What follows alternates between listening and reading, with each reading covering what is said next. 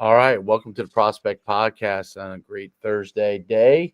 We're excited to talk with Dr. Justin Lima, discussing strength conditioning, a strength coach network, and all those kind of good things. Before we do that, I'm Coach Human, and to my left, I have Coach D, and we're excited to talk with Dr. Lima today more about that. Um, Dr. Lima, if you can go into your background as far as within the strength and conditioning industry, coaching, um, and then how you started the Strength Coach Network, and where you guys are going from there. Yeah, appreciate you guys having me on. And so my background, I played Division III football. I was a 225-pound high school athlete that got bigger, faster, stronger in college. My offensive line coach owned a gym. He was a powerlifting guy, right? We had some powerlifting meets, some USAPL meets there back in the day, and got up to 300 pounds. And I became better just because I was bigger. I could move people around. Career ends, coach, because my playing days are over, and I'm like, all right, I played D3 football. I didn't even look at going to the next level. And my position coach was like, hey, would you coach with me? Because I don't want to coach all these guys. I want some help. You were a captain, you were kind of a coach on the field. And that was kind of the first little like, okay, let me look into this. So I agreed to be his coach, and I eventually go to grad school for strength and conditioning. This was after getting a bachelor's degree in criminal justice. So I start working for him in the offensive line while going to grad school for strength and conditioning. My internship, I go to Harvard because I need an internship to graduate. Harvard leads me to Iowa, where I work with the football team. Do an internship there. That leads me to College Park, Maryland, where I was with Coach Drew Wilson, who's now with the New York Giants. That time there with him for 2 years leads me to work with Chris Doyle for 5.5 years, from 13 to 18. I leave there to go be the head football strength coach at Towson. I run and I'm in charge of other teams as well at Towson, but my main responsibility was football. That football coach gets replaced. We know how that works in Division I football. So my wife and I were like, hey, what do we do now? Do we want to get back into this, or let's kind of settle down? And we decide that that's what we want to do. So we move back to Iowa, where she's from. I buy Strength Coach Network from Kier. And now I'm working with football athletes, high school, college, in the Ankeny area, which is technically in the Des Moines metropolitan area. Okay, are you training athletes as well as running the Strength Coach Network?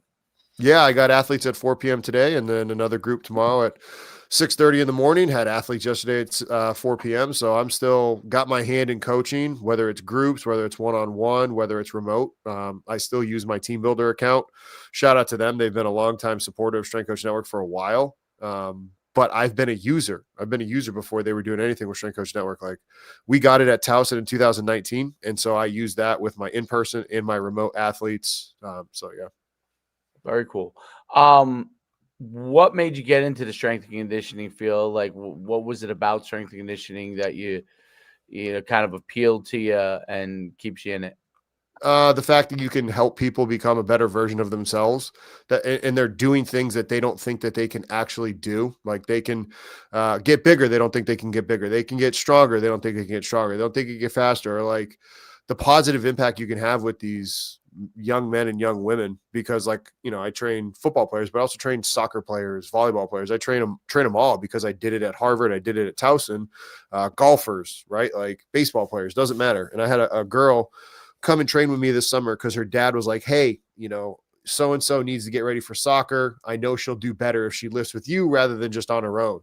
And so she passed her beep test, and that was like a really big thing to her. So helping athletes and people do things that they didn't think they could do through strength and conditioning, like, that's awesome, right? Like it really is that simple. And the field of exercise and health and fitness is so bastardized with just these extremists saying, oh, you only need to do this. And that's what sells, but that's not what's real and what's tried and true, and what will work over time. There is a lot of stuff that obviously is always constantly evolving within strength conditioning. What are some of the foundational things that you think are most important for athletes that they need to have in strength and conditioning in order to really be successful? just pure strength and like being strong, being in shape, and being powerful, because we put the cart before the horse way too many times. We want to specialize, we want to do all these things before athletes are actually really, really strong, like in just basic foundational patterns. And everybody says it, but squat, lunge, hinge, press, pull. Like, how strong are you for your own strength? Yes, you need to kind of compare yourself to normative data of people around you, but at the end of the day, I wasn't the best in the weight room, but I was still really good at my sport. So it's the two ditches. You don't need to fall in the ditch of like, oh, it's only about chasing weight room numbers and being a 2 times body weight squat. No, that's wrong. But then it's like, well, it doesn't matter what I do in the weight room because it's all about the field. Yes and no, because being strong and healthy and robust in the weight room and building up general strength, tendon strength, increased cardiovascular output, like that will help you be a better athlete too. So it's avoiding both of those ditches. But the tried and true principles that are still around, those are the ones that aren't the fads. It's barbells, it's dumbbells, it's throwing an implement against the wall or up into the air so it's projecting and leaving your hands. And good technology just helps you do that better. So your Hawken dynamic force plates help you see how much force is going into the ground when you're jumping. Your VBT unit is helping you quantify how fast you're moving that bar, and it's also dialing in your intent when you're doing whatever exercise, because now you get instant feedback on, oh, well, this is actually how fast I move the rep. And when I'm not setting my back and squeezing the bar really tight when I squat, I have poor technique. When I have poor technique, now I have a greater chance for injury, but I also can't move as much weight. I can't move as much weight. I don't get as strong. I don't get as strong. Now my risk for injury goes up. With great points. With respect to like stuff, so you see, there's a ton of things now with respect to strength versus speed. Where does strength affect speed? How what is the level of strength needed in order to accomplish more speed? Is that relevant? And there's like a lot of arguments going back and forth. You're probably familiar with Tony Holler on who has obviously he's a big speed advocate, and speed, getting more speed and development over time. Does the weight room and I won't even say the on the feed the speed on the field factor, because that's obviously an always important part of what you're doing, but the weight room versus development of speed, like where's the balance on that? What are your kind of thoughts from that standpoint? I'd always backtrack and figure out like, hey, who's the athlete? What's the time of the year? What are we going for? Because we're all like strength coaches, Right. we're stress managers, we're trying to fill buckets. I mean, Tony Holler stuff in terms of, record, rank, publish. We were doing that at Iowa back in 2013 and 14. Like we were just trying to continue, like human beings were competitive. Like you go to a Right. pinball machine and you see, oh, that's the top score. Like Of you course. want to try to beat it, right? Like it really is that simple. So like, again, we've been record, ranking, and publishing since 2013, 2014. I was literally in charge of what's called the Hawkeye. It was called the Hawkeye Challenge. We changed the name in 17 to Hawkeye Championship. And my job was literally in the off season, record, rank, publish, sled sprints, change in direction drills, right? So the record, rank, publish stuff is awesome to drive intent and to get a more potent stimulus of running, of lifting, if we're going to do a 60% AMRAP on any movement. The problem again is when you fall into these ditches and it's only speed, or it can't be only, right? It's Right. not only, you need both. And so in season, yes, you have to hit some max velocity work because the game itself might not give you the exposure to the max velocity, but you also need that strength, because in the weight room you have to tap into type 2 muscle fibers. Yes, you tap into them when you're doing your high speed sprinting, but you also have to get the sarcomere integrity and the strength and the myofibril strength gains that occur from heavy weight being put on your body, and you having to have the muscular contraction for it. So that way you can get your muscular adaptation, not to mention the fact when you're lifting heavy concentrically, the research has been pretty clear. Jake Turr talks a lot about it, but he's got great hosts on it as well with Ebony Rio. And I'm going to forget the rest of their names, and I apologize because I've talked about them before, but the fact of when you lift slow and heavy, it doesn't have to only be eccentrics or isometrics, but heavy concentric work, that musculo tendon junction, because it's not muscle to bone, it's muscle to tendon to bone. that now tendon becomes a little bit more pliable, because if it's too pliable, then now you're not plyometric and bouncy and fast enough off the ground. If you're only running, then you're too tendony and you could be getting that pain. So when you have that fine balance, right, that's not sexy to sell, but it's reality and it's what you need to do. And it's what I did with my athletes when I was at Towson and when we were blending that. Like, that's the reality, but it doesn't sell. That's a great point. Yeah, well, no longer, because right, people think that they have a lot of better information with respect to strength, right? And there's so much programming involved, right? That's out there that you can grab, that you can get certain things from a strength standpoint, and that becomes more of the sexy thing, right? Like speed, speed, speed, speed, speed.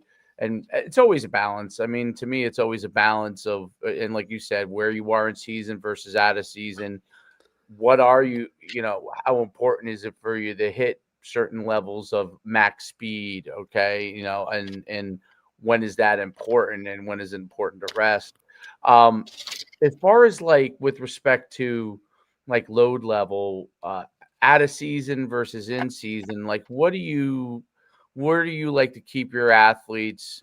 I'm obviously everything's specific to what they're, each individual, but some generalities, like what are you looking at as far as load levels for your athletes? In season, I mean, so if we're going to talk specifically football, like my O lineman and D lineman, like D lineman, your edge guys, maybe you can make the argument for them, and depending on what kind of defense you're playing in, but your nose, your three techs, your interior linemen, like they can just get away with doing some 10 to 15 yard sprints just to touch on that quality. And realistically, 2 to 3 reps during the week is all they need. And you can get that done at the end of the warm up, probably game day +2, maybe 3. All right. So before you're playing. So if you're playing on a Saturday, probably dose that in on a Wednesday, maybe Tuesday if you want.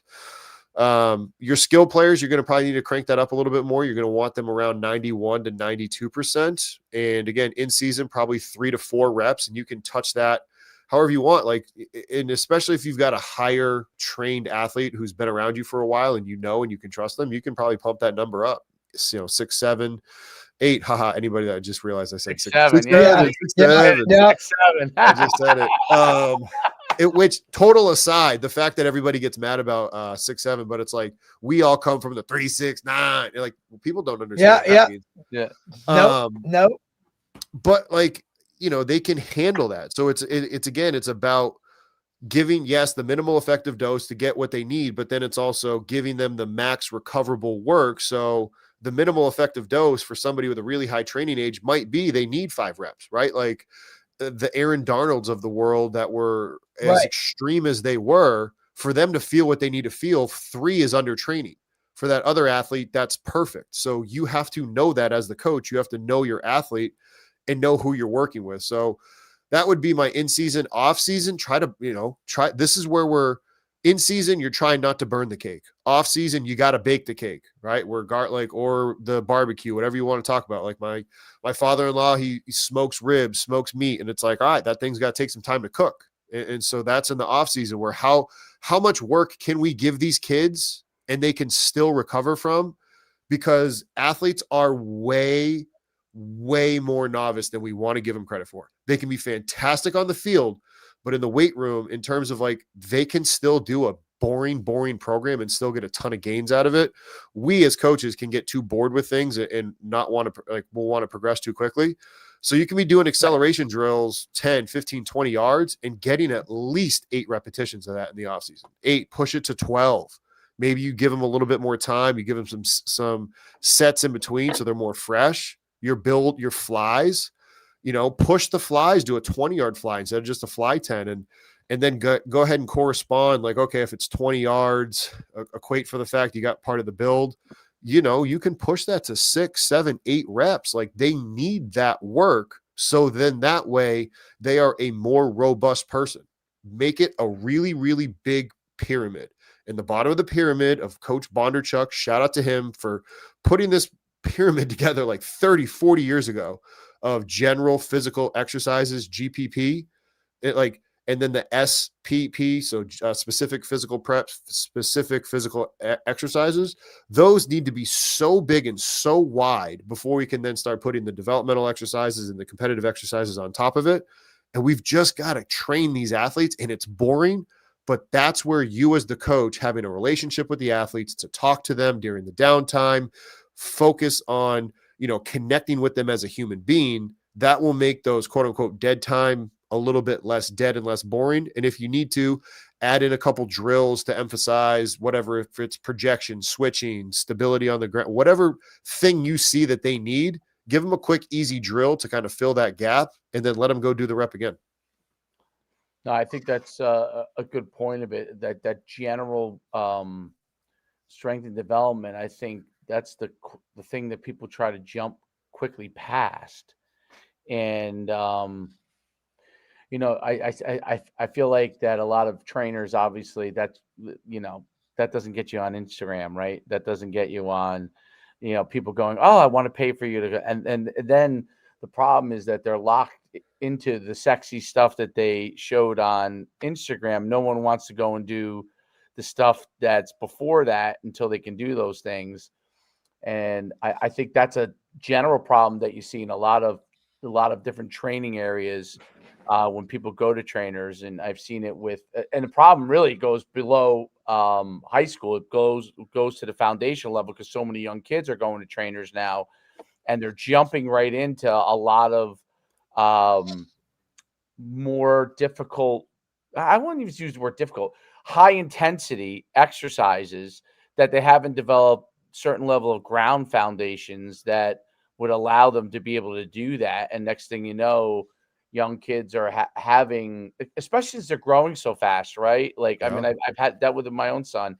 Like, they're growing so fast. There are other things besides the strength and conditioning element that go into younger athletes, right? When they hit puberty, it's actually easier, because when they hit puberty, they're now okay. Now they're you can see that they're getting the man juices, or they're becoming a woman, and now there's certain things they're starting to reach their growth levels that are getting to maxing out. So now okay, this is the framework I'm working with, right? But with younger athletes who may be just beginning to go through puberty or before that, they're also training now. But what's happening is parents are jumping them into such high levels of specificity that, right, and they haven't done any groundwork. Like they let's forget that most of them can't do a pull-up. I mean, which is mind-blowing, by the way. But I mean, it was mind-blowing the first time I had my son, who's very strong naturally, couldn't do a pull-up, right? Because he's a big. I was like shocked, because that was developed in the gym classes when you were a kid. You know what I mean? A lot of that work was actually done in gym classes when they were youth athletes. They weren't even youth athletes. They were just in gym class, right? Yeah. And they were doing push-ups. They were doing sit-ups or some version of that.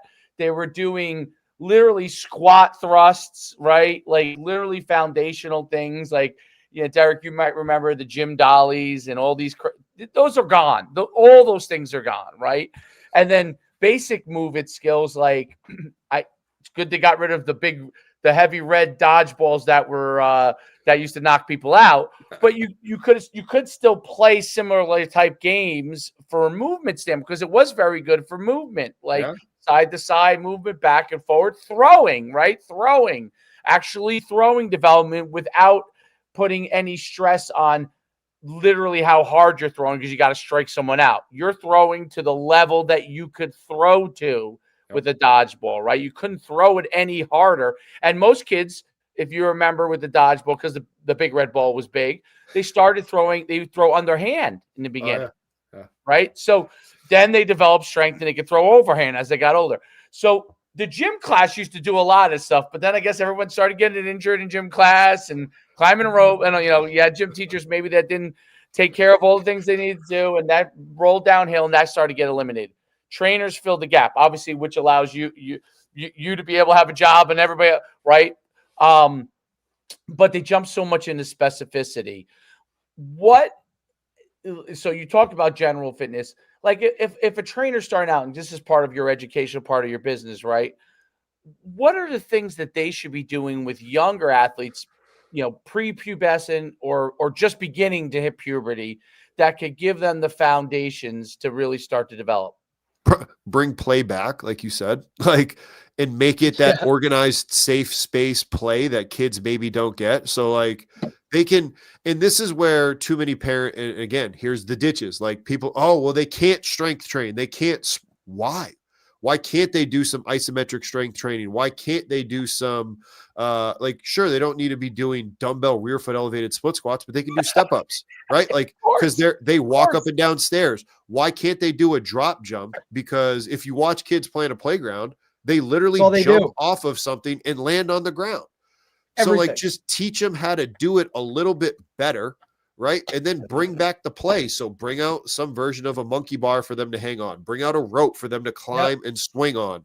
Bring out it where it's a creative way to jump over a box and tumble and roll on the ground. Like that's what we do at Goldfinch with our rookie class. So to be a rookie, you have to at least be in middle school. And for us, the definition of middle school is out of fifth grade. So sixth and seventh grade. And then our sports, third, fourth, fifth. Third, fourth, fifth is our rookies. And then 6, 7, I just said it again, 6, 7, 8, that's our sports performance. Like now we'll take it a little bit more seriously. And then once you're in high school, we'll do it even more. But for our rookies, it's organized play. It's taking a medicine ball and throwing it against the wall and telling you, I actually want you to throw this to try to break it. Try to break that. You're not going to, and if you do, we'll buy a new one. Break the med ball, break the wall, like be violent and throw this darn thing and bring back that kind of play. And yeah, we're not going to barbell back squat you, but sure, we're going to do a lot of wall sits. And then maybe we'll hold a dumbbell and squat down onto a box and then kind of teach you how to do a goblet squat that way. And then now you have technical competency of understanding, oh, okay, when I squat, my feet are shoulder width apart, toes slightly turns out, ab tight, back tight, chest up, eye straight ahead. Okay, cool. I have that foundational pattern, that house, that frame set. Now, when I want to go to a front squat, a back squat, I understand as an athlete how to do that. Oh, and by the way, I have technical competency on how to roll, how to get up off the ground, how to being able to do a side plank, a front plank, a side plank, some ab movements, a push-up, whether it's hand elevated or not. Like that's what they should be doing. And there's nothing wrong with it, especially when you just take a look. Like I'm going to be going to, I do Kids Hope USA. It's a mentorship program, one mentor, one mentee, 1 hour a week to a kid that is in elementary school that can benefit from it. We go outside during recess. And if you watch what kids do, they just do organized play. So they can do it if they get it removed from them. And you got to think about it. Too many sport performance coaches, they bring out a rainbow of cones and they think they're a great coach because, oh, run to this cone, run to that. It's like that. There's no cones in sport. Like in the sport coaches at Towson, they didn't really like me because I was like, no, they don't have to touch the line with their hand. They can touch it with their foot. Or if we're doing this drill and I'm just working on change in direction in space, I don't care if they touch the line with their foot because guess what? When you run a 7-yard dig or you run a deep 7 route, you're not running to an exact line. You're reading the D line. I'm just specifically trying to get change in direction at the hip, ankle, and knee so the tissue is prepared for high-speed violent contraction when you go to practice. I don't give a darn where your hands are when we're contact prepping. I need wrist, elbow, shoulder to handle tons of load in various directions. So when your coach does care and wants to teach you something, I know that the muscles, tendons, and ligaments have been prepared. No doubt about it. I think that's a huge thing that I don't know why guys miss these foundational aspects of it, but they jump them into things and then kids, they immediately make things survival of the fittest, right? And I don't mean survival of the fittest meaning in the long run. I mean in that exact moment, the ones who can survive it physically are the only ones that get through it. Everybody else falls off by the wayside. It has zero to do with how to develop it. I used to love back. I don't know if he does it anymore, but Bill Parisi used to have that pyramid with his development of from a training standpoint, and you used to have it from they were little. They progressed different levels, and it was certain skills that they had to be able to do. I used to think that was a really good way of teaching. And then to this day, we probably still have a lot of clients that come in there because of that. Showing them, until you can do this, we don't want to progress to that. And you get some level of foundational strength Yep. and speed, right? And movement, right?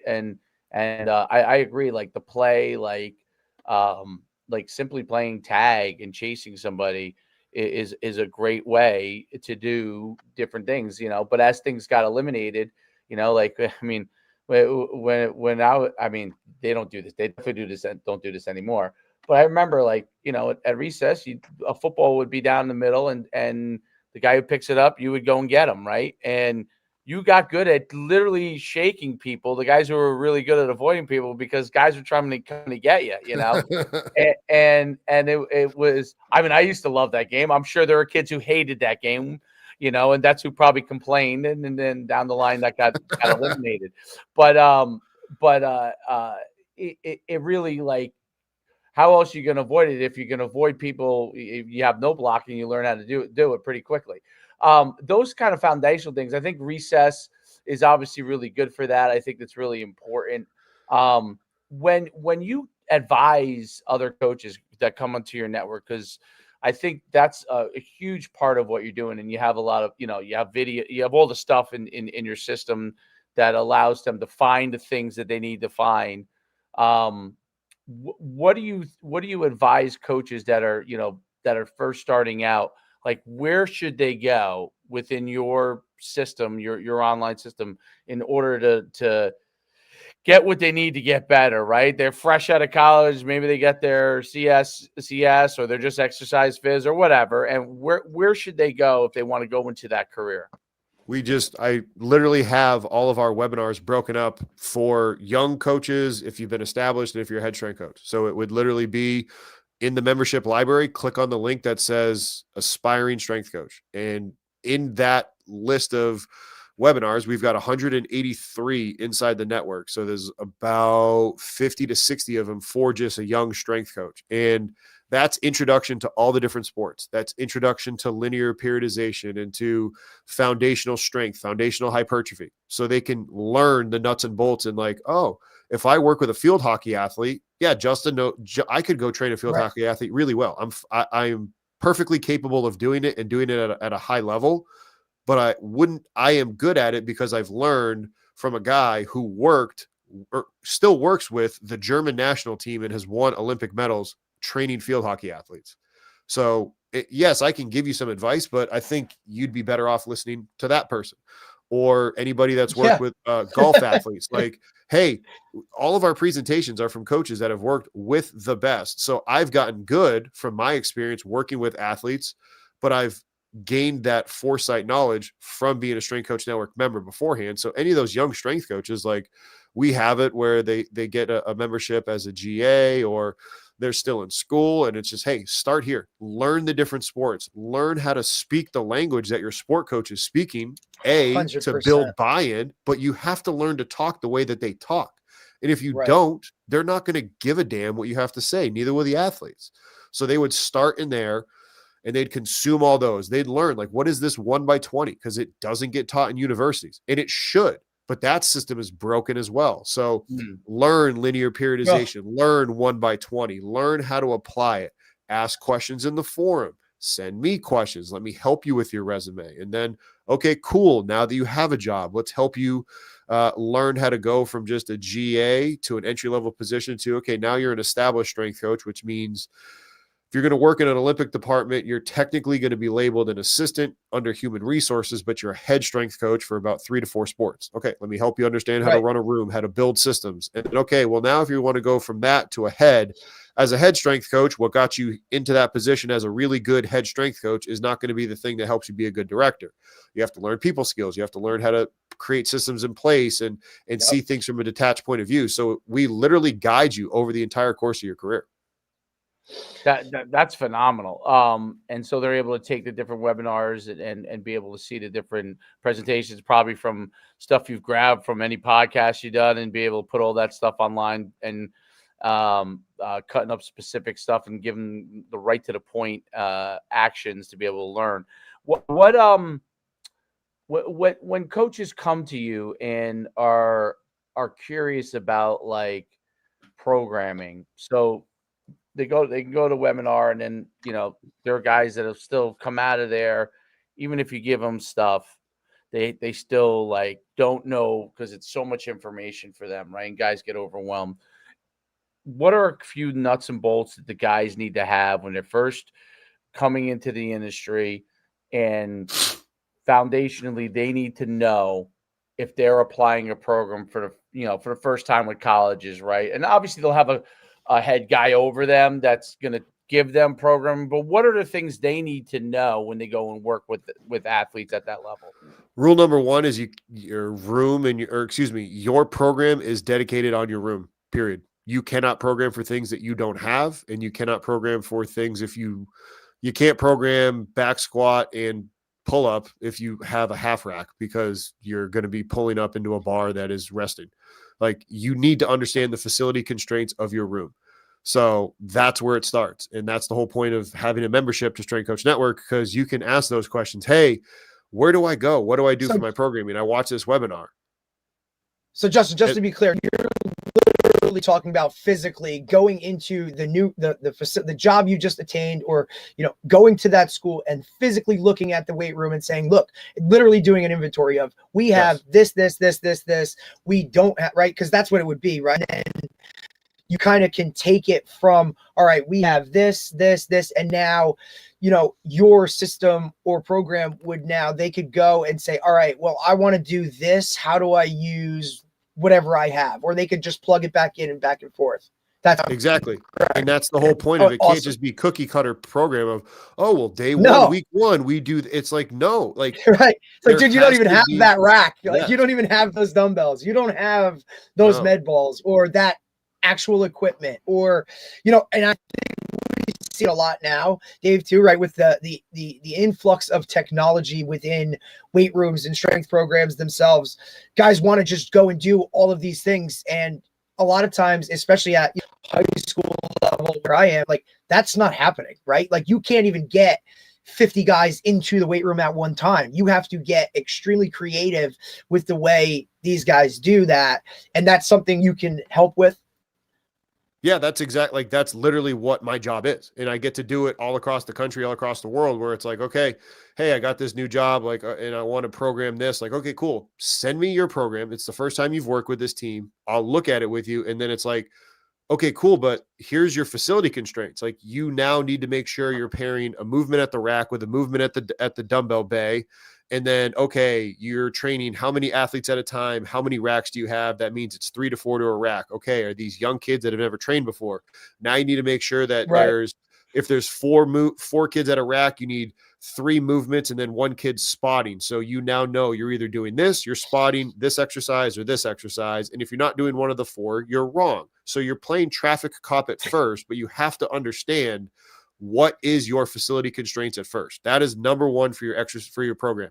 Number 2 is then the kids that you have, because you could have all the room in the world, but if you don't have athletes that are technically competent in how to actually understand and foundationally do, and again, I'm going to use back squat as an example, or a bench press, but if they're shaky going down, you don't need to put chains and triphasic and all these different contraction types. You need the neuromuscular back to the whole, it looks pretty, right? Like, back to the whole, it looks really good, but like, and that's it does. It looks really cute, but you know what? Like, that's why I used to get really pissed about it. And I still from time to time will, but I draw on a conversation that I got to have with Marshall Yonda when he would come back from playing with the Ravens. He'd come and train with us at Iowa, and I was blessed by God to be able to be working there at the time and able to train him.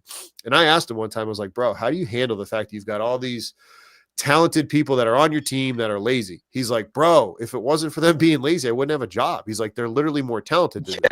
So if it wasn't for all this BS out there of like, oh, do this, oh, do that, then I wouldn't be able to be like, hey, that looks cute, but let's keep the main thing, because that cute thing is just one tool in the toolbox. Because if I'm a craftsman and I'm going to go, I want to go build your house, but I only build houses with hammers.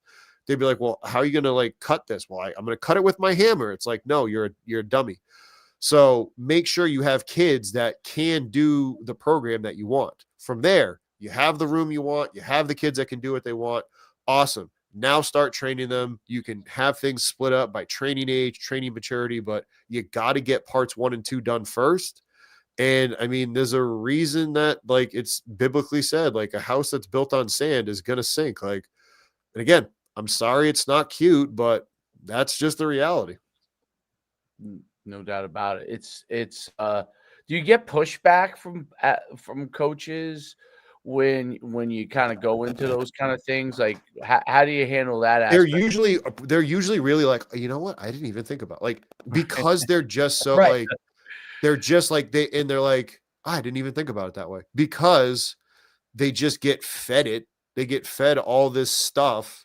Right. And because this is instantly just so outside of what they're used to hearing, it literally is like, oh, wow, I didn't even think about it like that. And then once you start to explain to them, like, it's from one of my favorite movies of all time, My Cousin Vinny.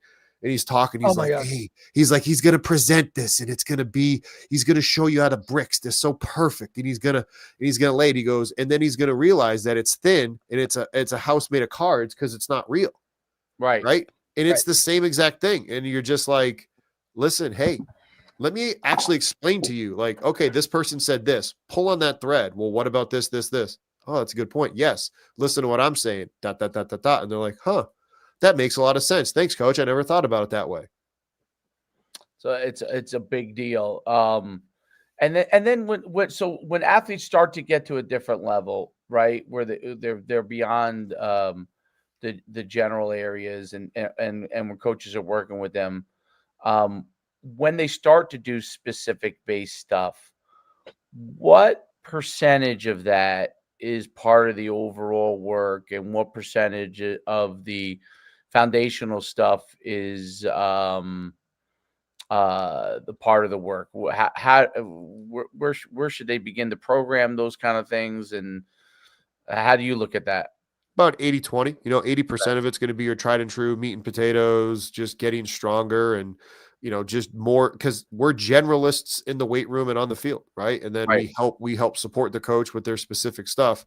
And then 20%, you can sprinkle in those sport specific things that you're doing it to create buy-in. And there's been so many different people that have talked about it. Like an example instantly that I think of is where Jocko would talk about, like, okay, is if somebody's recommended doing something and it's not negligent, nobody's going to get hurt, but you can say yes and build leadership capital. So that's those 20%, those whatever movement somebody sees and thinks will help them.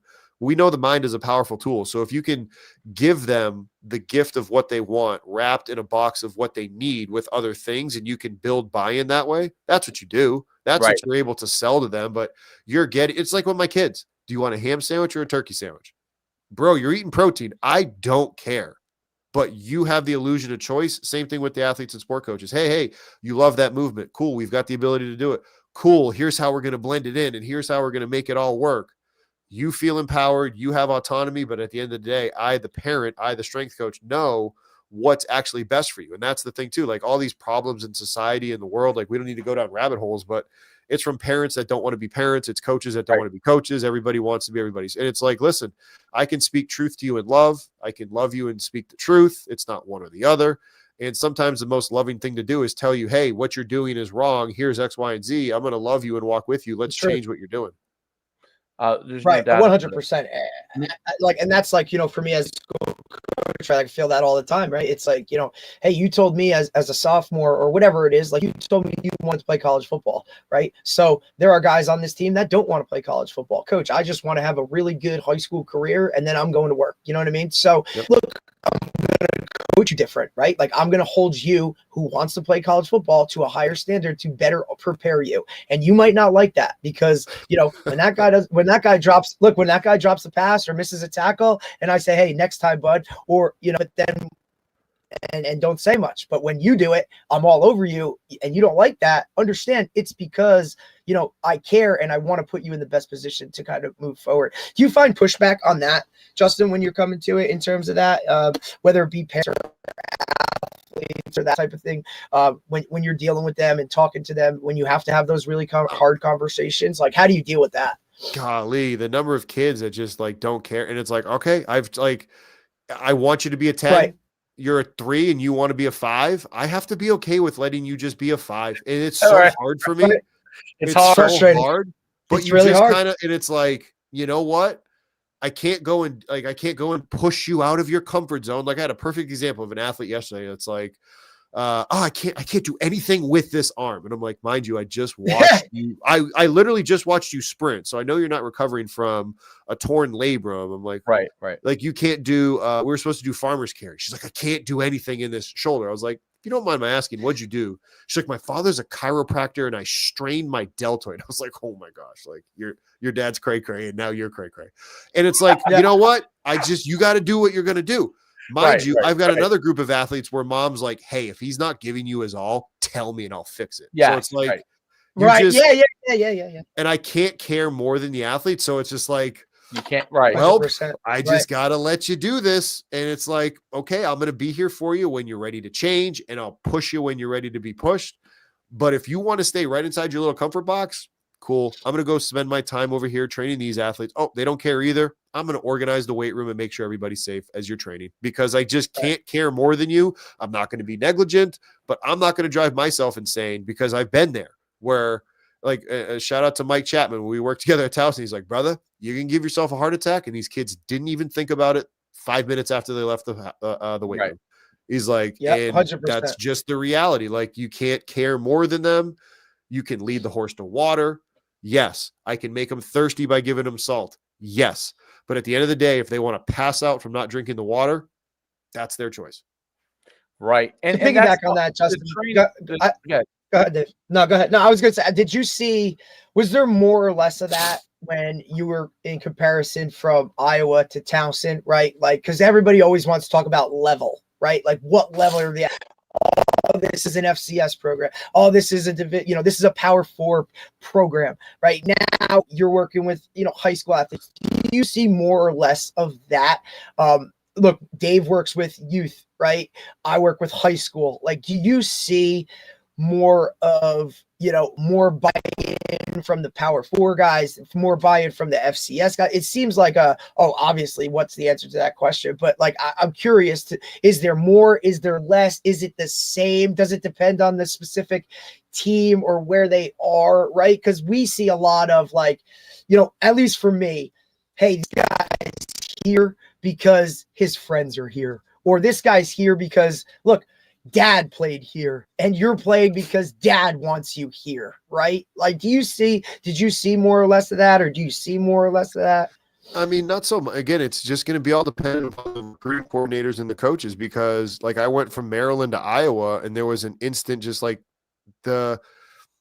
it all is the philosophy of the coaches. Are they going to bring in talented kids that don't have it? Or are they going to bring in it kids that have talent? Which one is going to be more? And how are then those kids raised by mom and dad? Do they have the grittiness to stick through when things get difficult? Or do they, the minute things get difficult, they want to turn around and quit? And so it's all about the parents, because sure, like Rob Ambrose had a great quote at Towson. Sometimes our job is to kick the apple far from the tree. Mom and dad could have done a really poor job and we're trying to help, but we still at best have maybe 5 years because the COVID rule years are done with.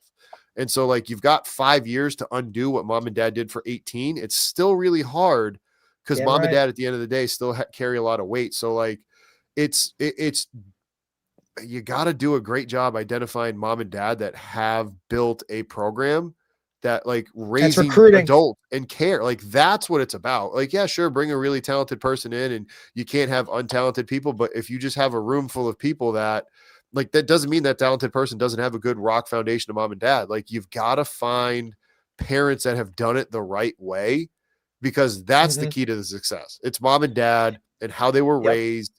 And then, yes, you can help them be better, but like mom and dad doing what they do, like that's the key. Because I had some guys that were great at Towson that really understood. And it's one of those things too. Like we tell, I try to tell those higher level athletes, right? Like, hey man, like, when you're going on this visit, like who are you bringing with you? Like who's going with you, man? Because I will be very honest, like there are like coaches are recruiting whoever goes with you too, they know they got to associate with that person in some way, shape, or form for the next 5 years too. Like mom and dad are getting recruited as well here a little bit, right? Depending on obviously how that, like what do I wear? I'm like, well, don't tell mom not to wear her pajamas. Like, when you go, just understand they're looking for a reason not to take you. Yeah, like they already know why they want you. They're looking up dirt to figure out like, hey, why shouldn't I bring this person in? Why won't they be a fit? Absolutely. Correct. I think that's a huge part of it. And I think in today's world, because there's so much information out there, you're in a situation where parents really are the key aspect to whether the kid is going to have a chance to be successful at the next level. Whereas, like I would say, like like when LeBron was coming up, he was still part of an era where you had got a lot more anomalies, where guys were from, came from a bad situation. Someone took care of them. He had an opportunity to succeed because of that. That has changed a lot in the last 20 years. That even kids of less financial means have a direction to be able to go, much more so than ever. I mean, really, really much more so. It's not only, because I see all these things on like podcasts and stuff and about everything's more expensive. And that is true. That is true. Yes. But I think about when I grew up, like if you were really poor and you had there weren't trainers that would do things for free. There was nothing, right? So if you're really poor and you had a bad situation, you didn't have good parents. Well, you also didn't have a good high school to train at. And now that's not the case now. There's really good high school strength coaches. And really a lot of times poorer schools have really nice facilities because the state government money goes a lot more to them. So there is much more, and that's a great point. Right. Opportunities all around. So even if you don't have money, you could go to your own. You don't have to go to a trainer. You can go to your school and get the work that you need to get done. And you're right. In the 80s and probably 90s and probably definitely 70s, those schools were dilapidated. They were not good. They didn't have those situations. So you really had to fight through a lot of things in spite of your situation. Whereas now you can find the resources even in your community, even if you come from a poor community that can, and like, I mean, I don't have to, we watched this year, East St. Louis was playing Bergen Catholic, I think it was, which is a powerhouse in New Jersey. East St. Louis is one of the poorest districts in all of Illinois. And they have one of the best football programs in the state, and they have one of the best football programs around the country, top 25 program. And you would say, okay, those kids all come from a poor environment. Yes, but their school has resources there. And they have coaches there, and they have people there that are able to help them. So maybe they don't have the financial money growing up, but once they get into the system, there is more opportunity for them to be able to be involved, right? And so I'm not saying the home life isn't more difficult, but there is opportunity to be able to have it. And I think that that's a big part of it. And I also, the point you talked about, you can only push them so far, I think is a really, really important point of coaches and for strength and conditioning coaches, is to read where the kid is at, right? Like, you said it, like you want to get them to a 10 and right now they're at a 3 and they're only willing to go to a 5. And I think the point of, let's get them to a 5 and see if they want to go to a 6. And if they get to a 5 and they want to go to a 6, great, we're making progress. If they get to a 5 and they're perfectly content there, your job is probably done at that point. Yep. And then I do think kids, there's a lot of kids who don't know, and a lot of parents who think they know but don't know. And it is a back and forth. And then the other point with the colleges is a really good point, is that they're looking for reasons not to recruit you. I think parents have to be involved in the process, but obviously the kids have to be self-motivated, meaning if a coach or a parent or a trainer advises you, hey, listen, you need to send your stuff to 10 colleges and make sure you follow up with them. And then you ask them and they haven't done it. And if you have to ask them a second time, then that's it. I mean, they're not interested. Leave it alone until they become interested, right? Yep. And then if they really are interested at a later point, they will then come to you and say, "Hey, you know what? I made a mistake. I'm ready." And I think that's a tough, really tough part for a strength coach. Much harder than a coach who's coaching them in their position or in their sport. But it is hard for, I think, even harder for a strength coach, because you're bringing in the guys. You see the potential of an athlete. You see where they can go, and you know that strength, conditioning, and speed are the ways to get them there. And they're not willing to go there. And you're like, oh, I got to wait for this guy to be ready, or I can only push him a little bit at a time. And then you have some guys So he that figures it out. then there's some guys you got to be like, listen, you don't need to be here every single day. You're overworking yourself. Yep. You know what I mean? Like take a day off, and that will actually help you. Take 2 days off. That will help you get better. How is your philosophy in handling each individual athlete? Like, how do you assess where they're at, and how do you assess what you need them to do? I just start. We literally have a free movement evaluation that we have for our members. We've also given it away to everybody else just on our website, strengthcoachnetwork.com, under free resources, but it's a local and global movement assessment. So starting off with, how does your big toe move? What's your ankle mobility? How's your hamstring flexibility, shoulder, internal, external rotation, T-spine mobility? How well do you do a lunge, forward, backwards, sideways, rotational, hip flexor strength, ab strength, hip abduction, adduction. Okay, cool. Now let's see how you can do a squat. How do you do a push-up? How do you do a pull-up? Let's see you do a drop jump. Let's see you do a single leg landing. Let's see you do a single leg takeoff to a double leg land, vertical and horizontal. Let's do some sprint work. Let's get these very kind of minimal, easy to do, every athlete should be able to run, because before you're an offensive lineman, you're a football player. Before you're a football player, you're an athlete. Before you're an athlete, you're a human. You know, a general athlete should be able to do these things. Let's start local, then let's look global.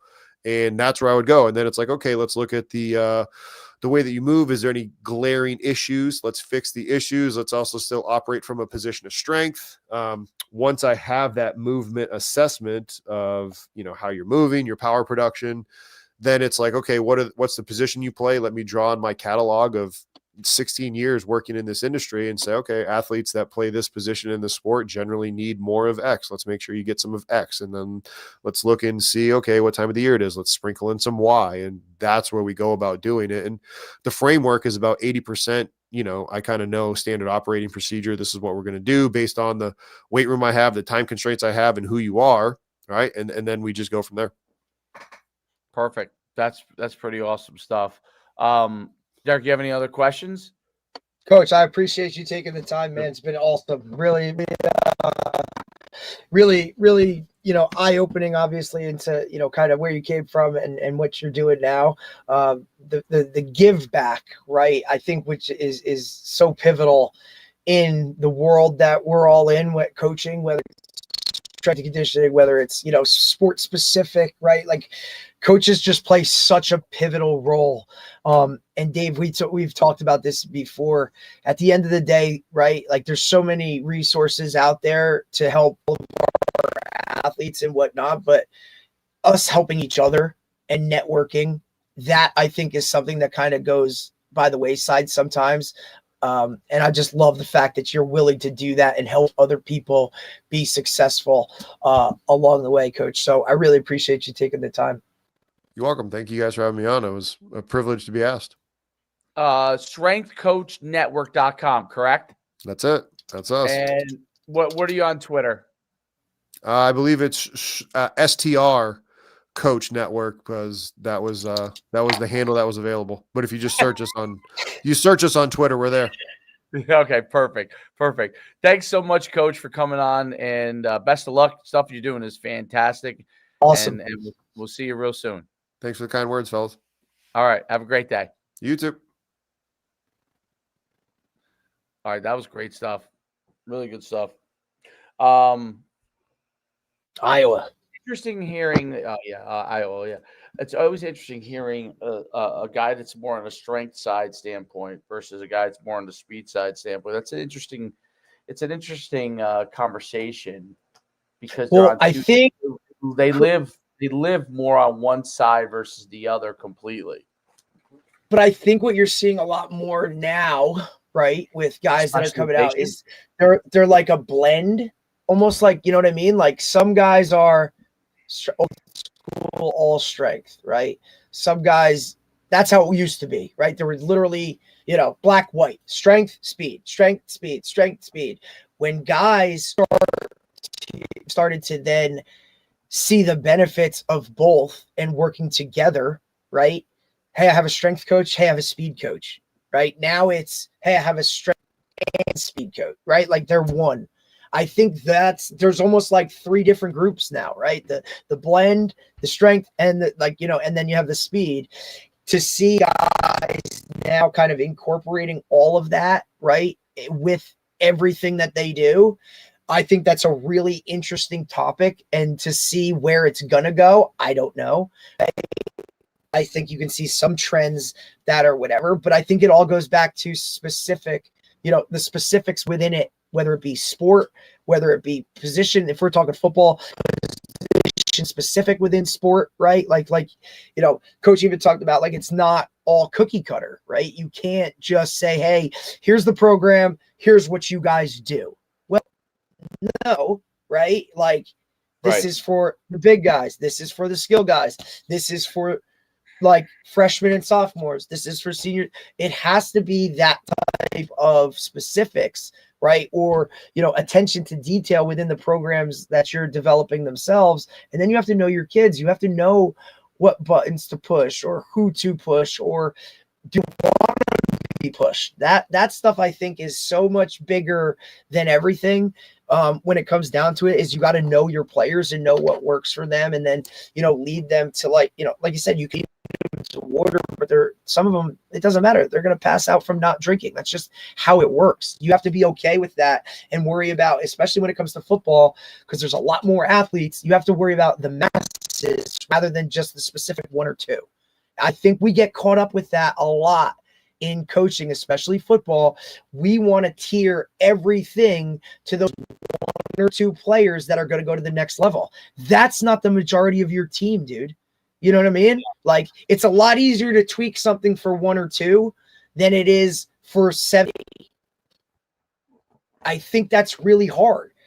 And that doesn't mean that you have to lower the standard or lower the bar, right? Because you can still hold the majority of your team to a high standard and expectation level that, amasses or plays to those masses. But I think a lot of guys get really caught up in like, hey, I have to make it so these one or two guys that are going to play college football are appeased, or, you know what I mean? Like, they're wherever. I think that's really hard to do, though. A lot of guys don't do that.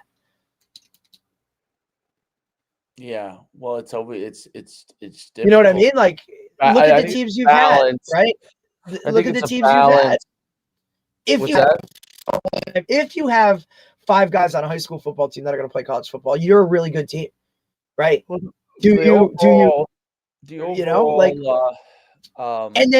then parents don't understand that world either. Remember, for them, this is something their kids are doing. It should be fun. Everybody should play, all that other kind of shit. But they'll be the first ones to bitch about when you don't win. Yeah, it's a balance. It's a balancing. It's a balancing act. I mean, because you're developing your overall standard to be higher. You want, you probably are developing, and at least in football, your system around a combination of what your everyday player can do and then what your talented player can do. So, you're trying to figure that out. And they're different individuals within that, and the parents are different within that. And everybody does take things different levels of serious. That's the hardest part is that when you're building a program, if you have a standard that you're holding everybody to, but the parent doesn't hold them to that standard. Oh God, bro. Then you have a challenge there, and you have to try to get difficult. That's where you have to work with the parents to get them like to Coach just said, understand. right? It- He just that's referenced a that. hard. Dude. That's when your program is so. That's when you're building a program. When your program gets really good, the other parents start to hold the other parents accountable. I Right. think. Like, wait, what do you mean you're booking a vacation in October? But Like, when you're not he's in there football. yet, that's the difficult And- part. The difficult. Oh, you're going on vacation? That's great. I've always found that's the good. Timeshare. The good to great scenario, right? That's a great book, by the way. Good to great. The difference between being good is most of the people are on board, right?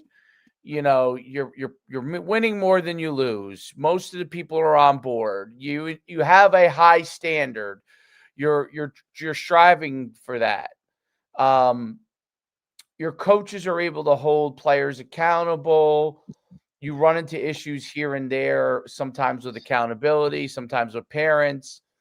But overall, you would say that it's in the right direction. Great is, and you've talked about this a lot before, the players hold each other accountable. That's part of great. But what really I think takes you to great is not just the parents holding each other accountable. And that's not, oh, hey, That's the hardest. That's also like, that also is on a different level of, that doesn't mean, you know what I mean? Like that's not, oh, we have, 15 parents that volunteer to work the snack stand every Friday night. No. That's not that. That's a given to me. Like you want to have a good program. Not great. You're selling 50-50s. You need parents involved just for a good program. This is what people don't realize. A bad program, okay, nobody wants to volunteer. Nobody wants to do dinners. Nobody wants to hold anybody accountable. And that's a bad program. An average program, maybe your coach has super high standards, okay? And he's trying to hold everybody. And the coaches are, like you say, coaches are holding the kids to high standards. They're not all doing it yet. And parents still question everything. Not all parents. Everything. You have half that are on board. You have half that are off board. Good is always talk about that. Good, you have you have players starting to hold each other accountable. The coaches definitely are holding players accountable. You have parents that are overwhelming majority on board, but you still don't have. You're never going to get 100% buy-in, even great. But you still got 90. You're not up to 95% buy-in. Where there's the one outlier that's there, or two outliers that are there, right? When you're great, the other parents tell the outliers to shut their mouths. That's when you're great. They're not telling them they can't feel how they feel. Okay, they're allowed. You can listen. Especially with skill players, this happens. You get the ball more than me, or blah blah blah blah. I get it. I understand. That's competitive nature too, a little bit. Like I want to be the guy. This guy's the guy. I thought I was going to be. That's okay. Okay. But it doesn't need to be expressed. All right. It needs to be listen. Right. Like it needs to be at home. Listen, you're getting 6 carries. The other guy's getting 10 carries. If you want to get 10 carries, have a chance to get 10 carries. Doesn't mean coach is going to give you 10 carries. You've got to be different. You've got to get better you've got to do something to make sure you can at least be looked at to get 10 carries. Okay. And then the other parents will say, hey, listen, I know your kid is doing really well. And I know he'd love the ball more, but the system doesn't do that. Okay. The system spreads it around, or the system is more going to be, this guy's going to carry the ball more. Your son's doing a great job. Keep encouraging him that he's doing a great job. And maybe at some point he does something unbelievable and coach says, hey, maybe I'll get this guy the ball more. Okay. Linemen, you don't have to worry about that as much with, but skill guys, you do. There's always skill guys. Okay. And that parent then says, you know what? You're right. I do feel this way, but I'm on board with what we got to do to be successful. And that's when you can be great. That's when you can be great. But that is a quick thing that people can jump off on too, right? So but that is when you have the chance to be great. Those are the classes that you have that you say, we are going to make a run at the championship. It doesn't mean you're going to win it because someone can be more talented than you. There's a lot of you're going to have the opportunity. But you're going to be a great team. You're going to be a team that's going to be like, people are going to be like, that team's damn good. Okay. And that's going to happen. Okay. You could always run into a better team that is doing the same things that you're doing, have a great program. 100%. When Bosco plays Bergen, they're both great programs. One team is going to win sometimes over another. It may have nothing to do with that other than that team played better on that day. It could simply be that, right? But they're still great programs, and they have those things on board, right? And I think that is the difference. And there are levels to it. Fortunately or unfortunately, I've been through almost all the levels. So I've been through all the levels, and I've seen all the levels. And it allows me to what it's done for me, at least as a coach, is I know where I'm at in a program. Like I can 100%. Identify it almost immediately. Like where you are. Yeah. When I'm like, when I start to think, we're on our way to greatness, and then certain things happen, I'm like, we're still good. We're not great yet. We're not there yet. Because we're not there. Now, it doesn't mean we won't get there, but correct. We're not there. We're not there. And I'm with you, brother.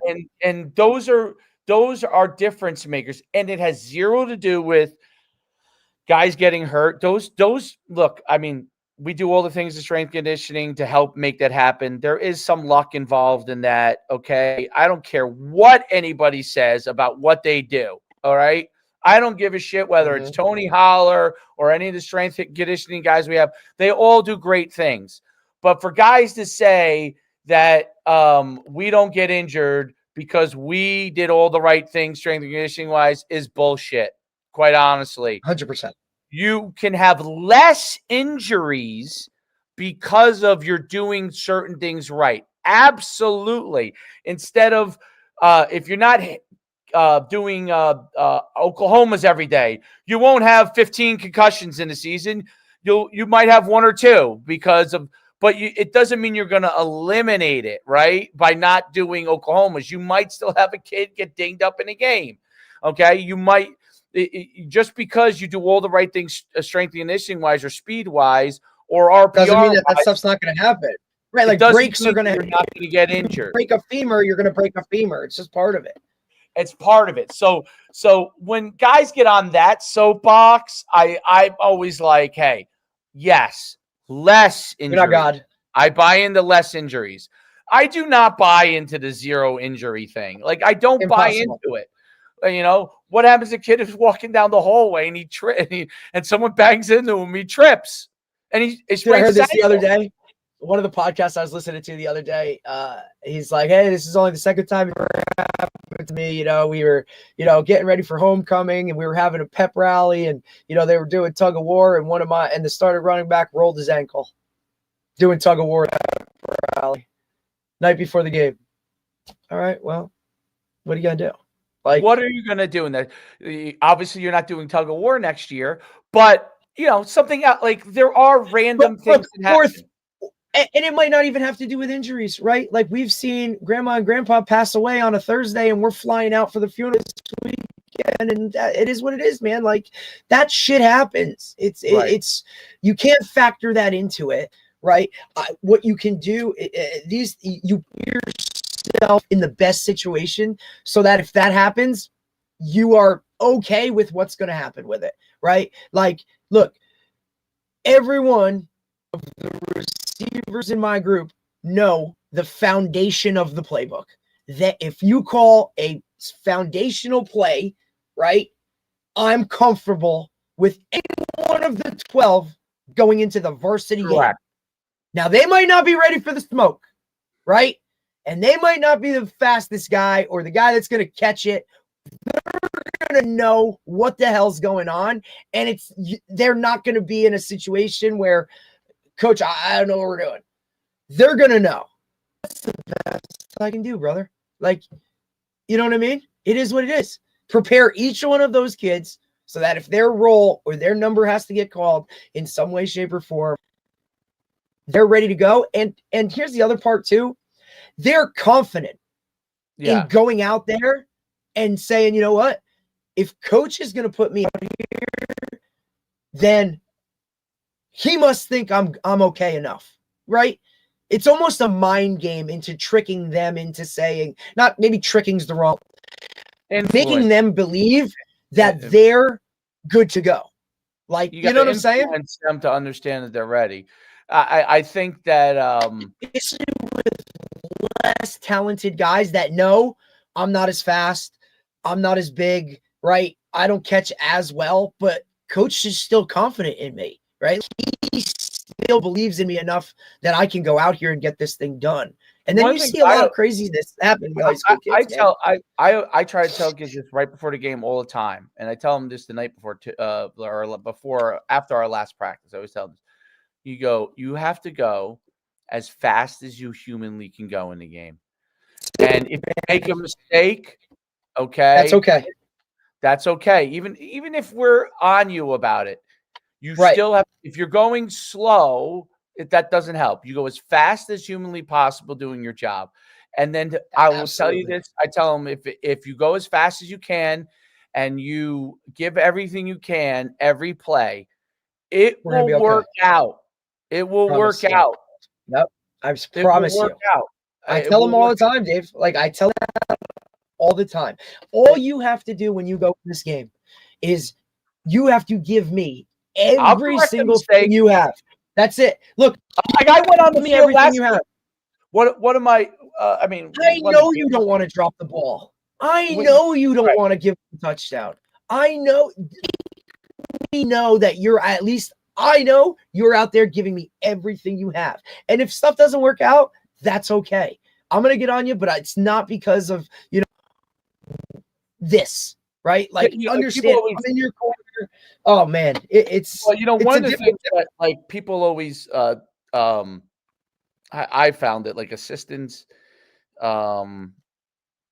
maybe even you, I don't know, maybe even you felt this way when you coached me, but one of the things that I've always been big on, and not everybody likes it, okay, is when I do the quick correction if I see something done wrong in the game.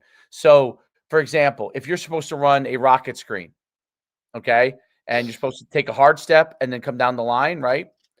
And you just back up, or you just, you know what I mean? Just like, and you get tackled for a loss. And then you're like, oh, this place stinks.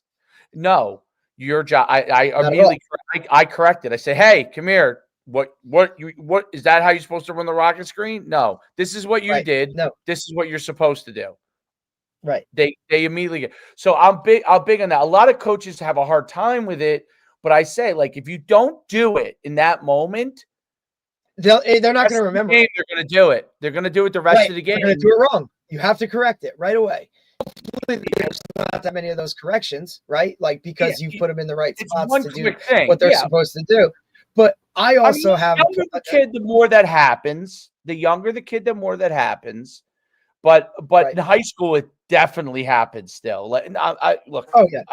There's a parochial school kid that's a superstar who's, at elite level, make those mistakes. Probably rarely kind of make those mistakes.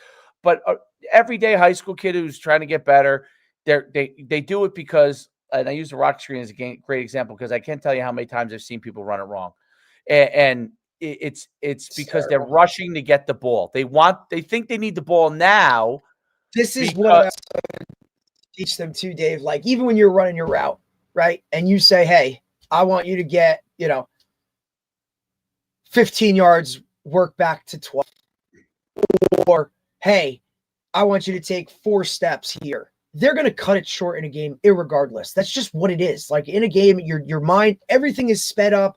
They want to get the ball. They want to do this. They want to do that. Like, you know what I mean? So look, tell them the depth 2 yards deeper than it should, because then you'll get the real depth. Great point. Like, if I want you to run at 10, I'll tell you to 12. Their route short. High school kids, and I don't mean, when I'm saying average, I don't mean that they're not good. I'm just saying, like, your normal high school kid that's he always runs the route short. Always. You have to tell them a little bit longer than you have. I used to.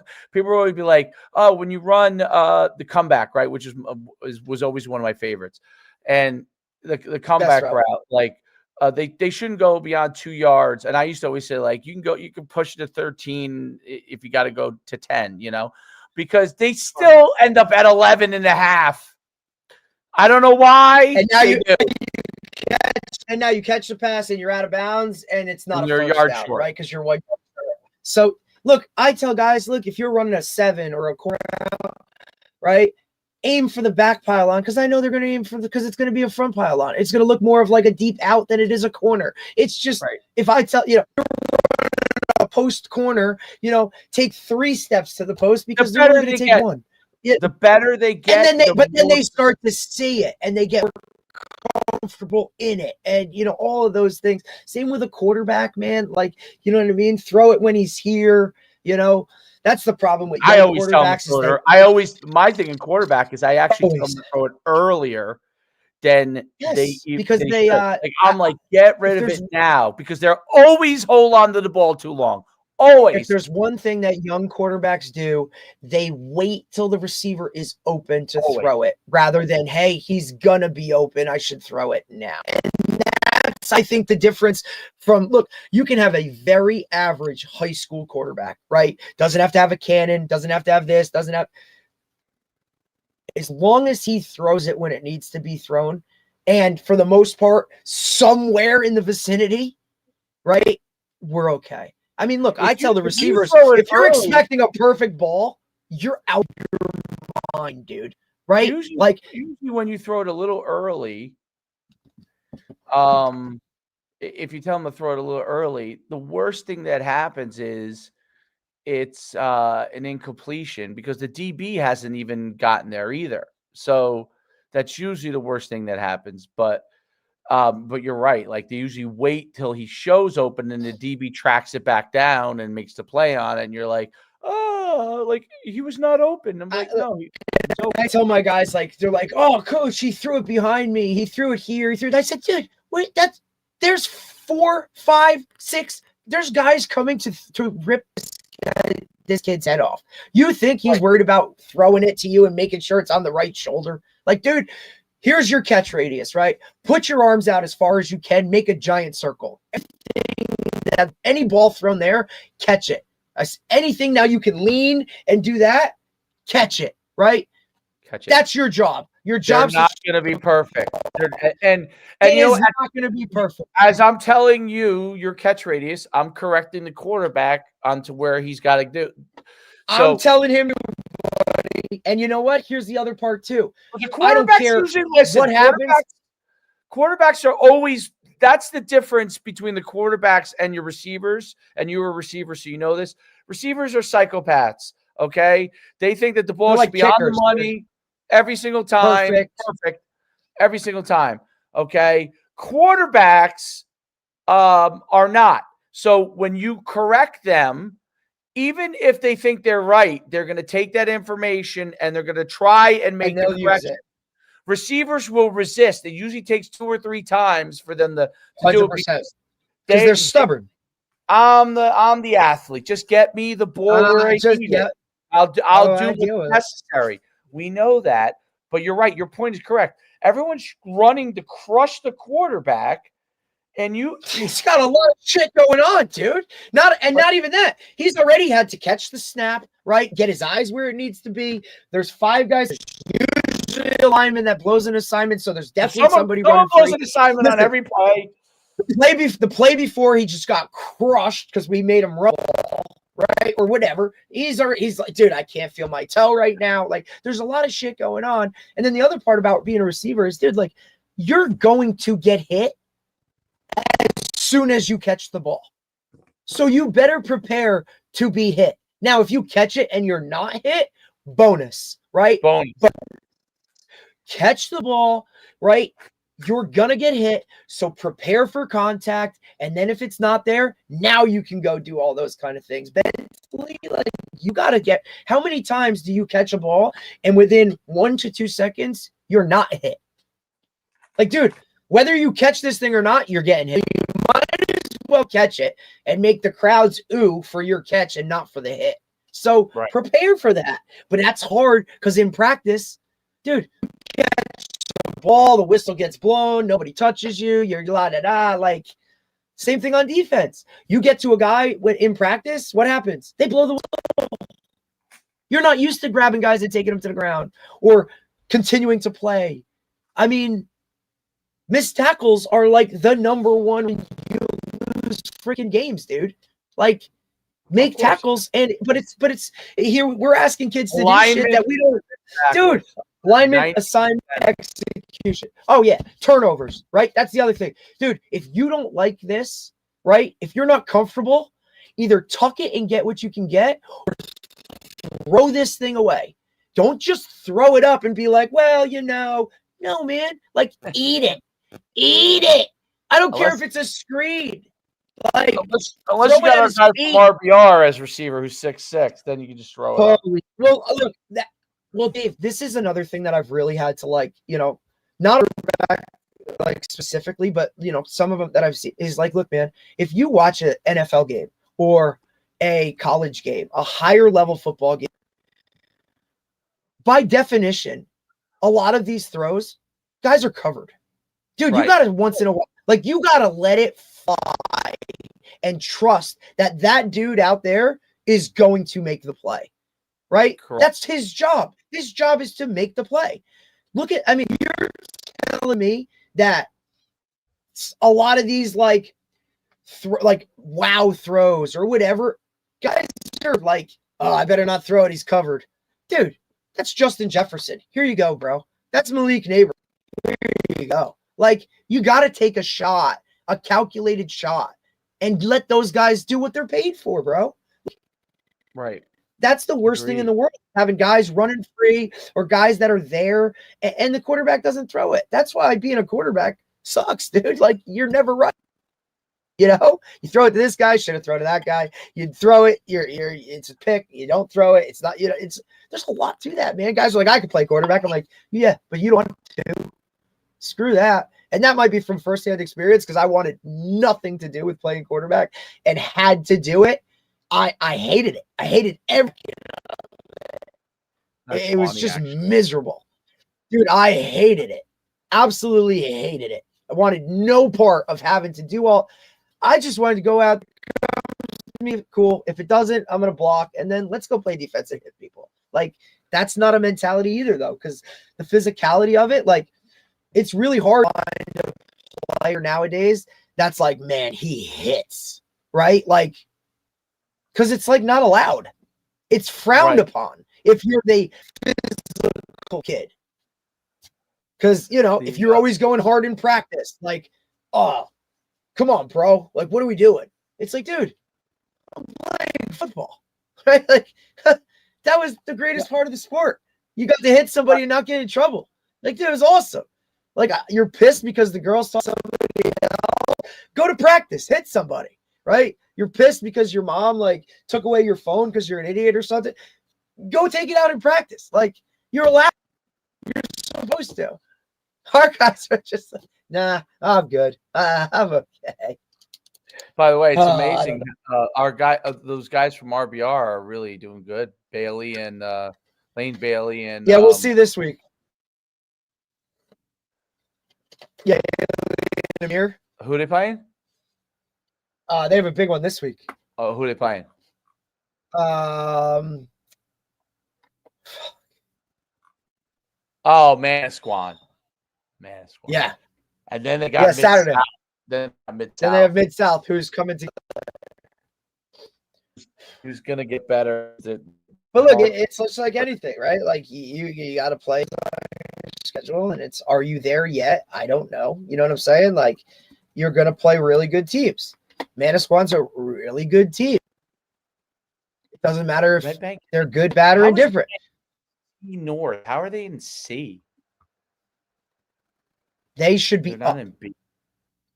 They should be in B. Well, they've not been very good, dude. They've not been very good. Yes, they should be. But they haven't been very good. Look at their records the last couple of years. Plus, they've had, they got now. This year's a new coach. Yeah. Okay. That maybe that's maybe I didn't realize it wasn't that good. Yeah, because they're gonna come together now. So Mid South Well, has listen, and Still has Manasquan, a tough schedule. They still have now has Rumps, yeah, dude. and then they got Mid North. The- That's Thanksgiving though. That doesn't even count. yeah, and that does, and obviously, look, we got. Let's see, Other this than is Pride. there's three regular season games left, right? And I believe 3 regular season, so the playoffs are really starting to take shape and form.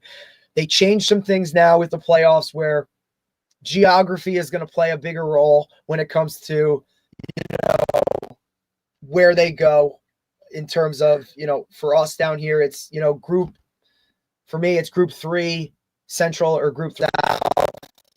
It's obviously 1 through 16 make the playoffs, 1 and 2 become the ones, but other than that, like they used to kind of snake it in terms of whatever. Now it'd be more geography based, so you could have a lot of shore teams, like group 4 central might be 4 or 5 short playing each other because of geography is going to play. They don't want guys traveling all over the place, which you get it, right? But at the same time, I look at it like, hey, what if you're one of those teams that now has to travel rather than get a home game because of whatever? Like it works both ways, So I don't know. We'll see it. The shore is wild, dude. Right? Like I'm playing probably the number 2 or 3 team in the shore this week.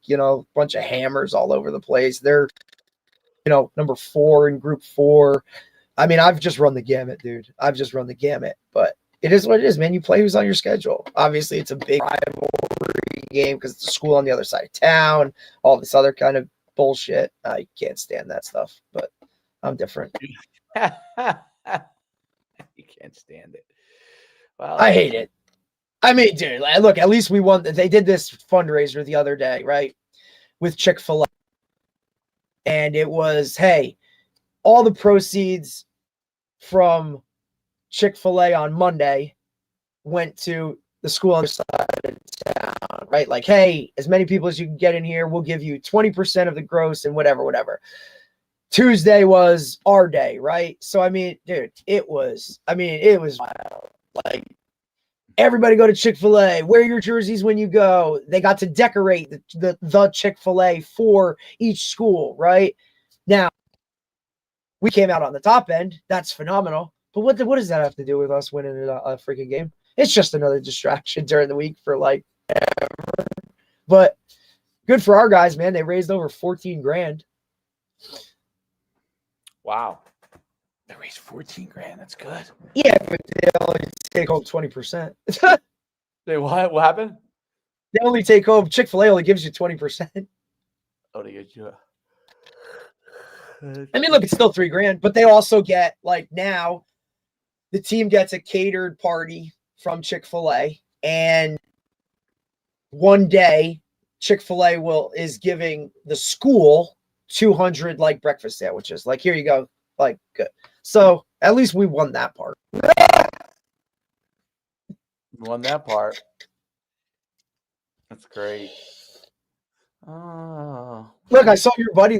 I saw your guy from Old Japan, the quarterback, leads all of North Jersey. And what is it, passer rating or something? Yes. Stuff. He's number 1. He's And they had the names flipped too. For they screwed up on the Bergen Catholic quarterback and the Bosco quarterback. They had the names flipped, so I'm sure that's somebody called was pissed. Oh, really? Yeah, Trey Tagliaferri is the quarterback for BC, not Bosco, and Joe Shane's son is the quarterback for Bosco. They had the names flipped on that list that you posted, so maybe we should call George. Yeah, maybe we should call George. Bosco's got St. Joe's this week. That would be. Bosco has who? St. Joe's? Yeah, Joe's is 4 and Bosco's 1. Bosco's the 1 seed. Who's UConn have this week? We're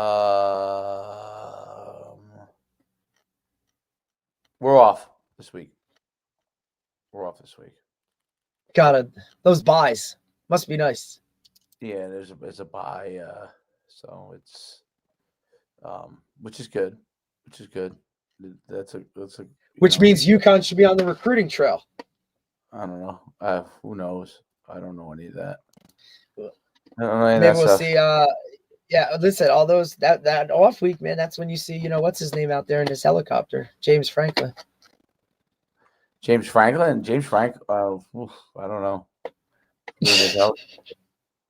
I mean, look, Rutgers plays Washington. Oof, that's tough. At Washington, West Coast. Oh, really? That's not fun.